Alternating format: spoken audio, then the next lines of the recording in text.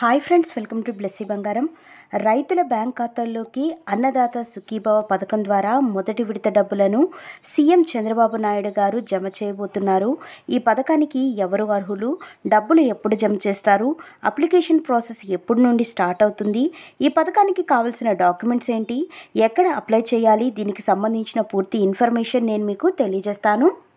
మన ఛానల్ని మొదటిసారి చూస్తున్నట్లయితే ప్లీజ్ సబ్స్క్రైబ్ అవర్ ఛానల్. పక్కనే ఉన్న బెల్ ఐకాన్ని ట్యాప్ చేయండి, ఆల్ అనే ఆప్షన్ని యాక్టివేట్ చేసుకోండి. ప్లీజ్ ఫ్రెండ్స్, లైక్ చేయండి. గవర్నమెంట్ నుంచి వచ్చే ప్రతి చిన్న అప్డేట్ ఎప్పటికప్పుడు నేను మీకు తెలుసుకుంటాను.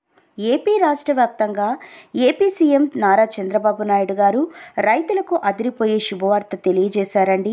రైతులకు ప్రతి సంవత్సరం అన్నదాత సుఖీభవ పథకం ద్వారా 20,000 రూపాయలు రైతుల ఖాతాల్లో జమ చేస్తున్నట్లు చెప్పడం జరిగింది. అంతేకాకుండా కౌలు రైతుల ఖాతాల్లో కూడా డబ్బులు జమ చేస్తామని చెప్పడం జరిగింది. దాదాపుగా 50 లక్షల మంది రైతుల ఖాతాల్లోకి, అంటే ఇంచుమించు ఈ పథకానికి రైతులు అర్హత సాధించే అవకాశం ఉంది.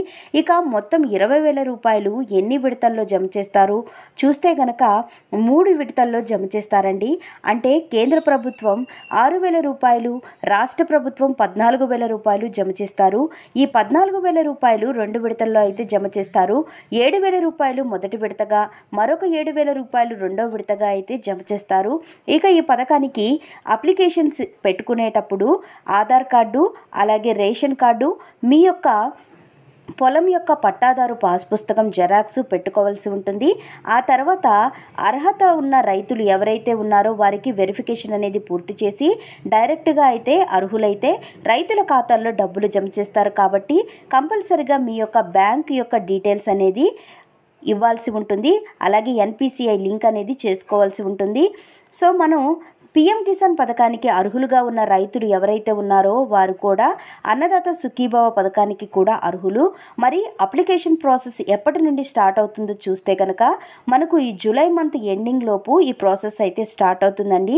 ఆగస్ట్ నెలలో డబ్బులు జమ చేస్తారు. అలాగే మనకు మన యొక్క పరిధిలో ఉన్నటువంటి గ్రామ మరియు వార్డు సచివాలయాలు ఏవైతే ఉన్నాయో అక్కడ మనం అప్లికేషన్స్ అయితే పెట్టుకోవాల్సి ఉంటుంది.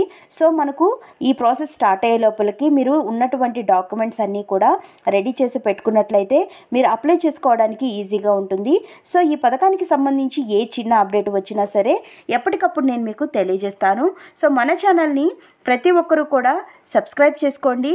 మరియు గవర్నమెంట్ నుంచి వచ్చే ప్రతి చిన్న అప్డేట్స్ నేను మీకు ఎప్పటికప్పుడు తెలియజేస్తూ ఉంటాను. Thank you for watching friends. Thank you.